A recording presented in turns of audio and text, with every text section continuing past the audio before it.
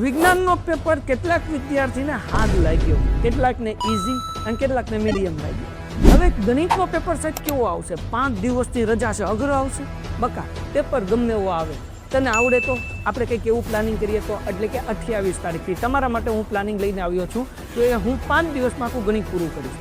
જાગરણ બેચ લઈને આવું છું રાત્રે 9 થી 1, જેમાં 28 તારીખે 1 થી 3 ચેપ્ટર કરશું, પછી આપણે કરશું 1 માર્ચે 4 થી 6 ચેપ્ટર, 2 માર્ચે 7 થી 9 ચેપ્ટર, 3 માર્ચે 10 થી 12 ચેપ્ટર અને 4 માર્ચે 13 અને 14 ચેપ્ટર।